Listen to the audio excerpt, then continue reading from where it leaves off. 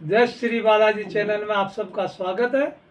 और मैं बाबा बालाजी से अनुरोध करता हूँ, जैसे हम पे कृपा है वैसे आप सब पे हो।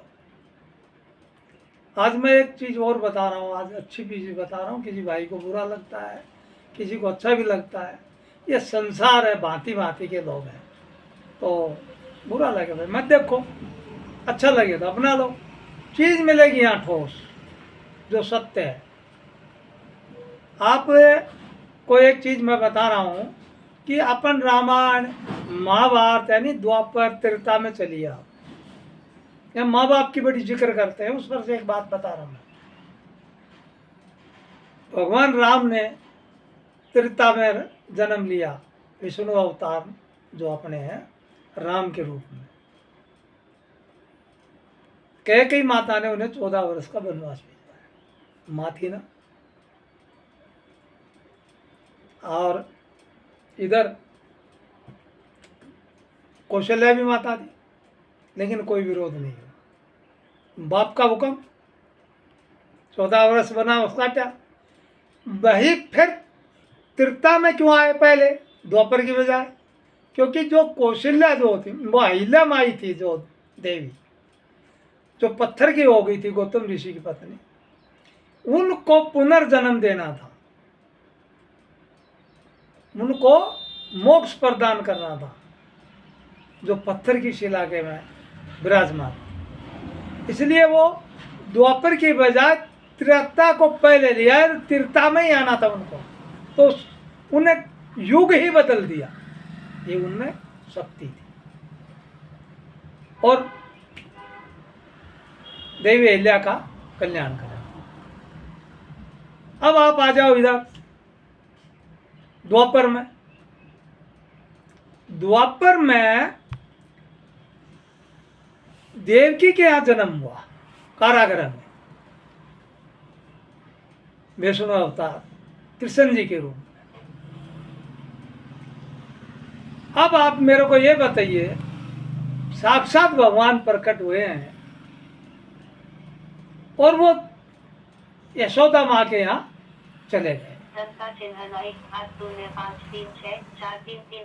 आने वाला कॉल यशोदा माँ के यहाँ चले गए। जब 14 वर्ष पूरे हुए हैं यशोदा माँ के, तो देवी जी के पास गए हो मिलने के लिए। तो उन्हें एक ही बात कही थी कि बेटा तुम तो सब कुछ जानते हुए थे, फिर आपने हमें 14 वर्ष तक क्यों रखा है? आप ये हमें बता दीजिए।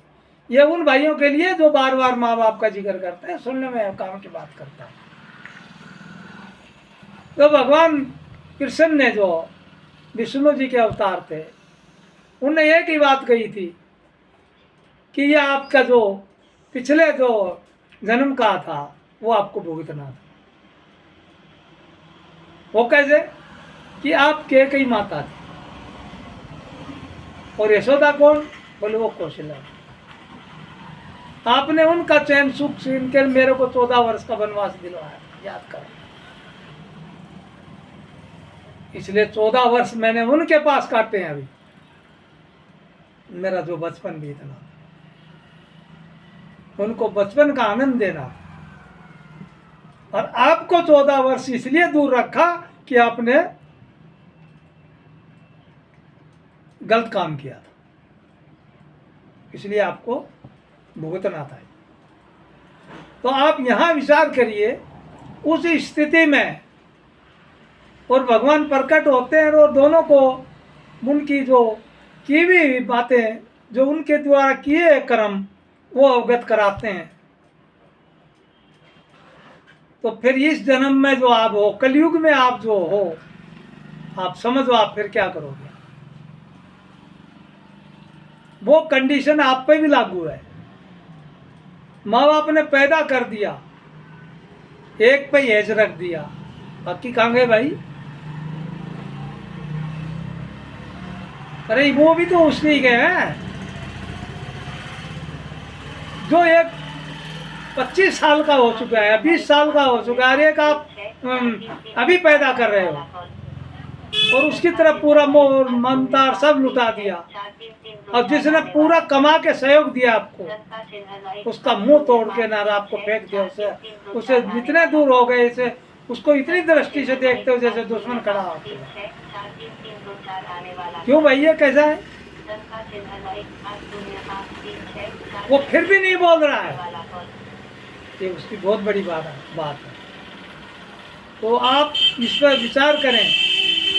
माँ बाप कोई भी हो, सेवा सबकी करो, मैं ये नहीं कह रहा हूँ नहीं करो, लेकिन उसके जो विचार है और उनके जो गुण है और होने को कोई नहीं टाल पाएगा। उनके विचार और गुण देखिए, वो जिसके पास रहे आपको हाथ ही नहीं लगाने देगा, आप क्या करोगे? क्योंकि वो मार ले रहा है। लड़ाई है धन दौलत, मैंने पहले भी कहा था, भाई से बड़ा दुश्मन कोई नहीं संसार। इसलिए आप तो सहन करने की शक्ति सीखो और भगवान पर भरोसा रखो, आपका काम सफल होगा। कभी मलाल मत हो, उसके हवाले छोड़ दो, लेकिन मेहनत नहीं। फैसला उसके हाथ में, मेहनत आपके हाथ। गीता में भगवान ने कहा ना कि कर्म किए जा फल की इच्छा मत करे, इंसान जैसे कर्म करेगा वैसा फल देगा। ये है गीता का ज्ञान।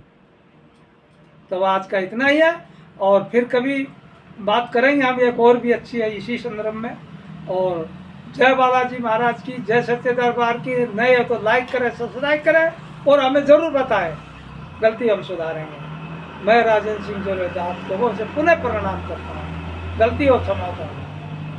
जय सनातन धर्म।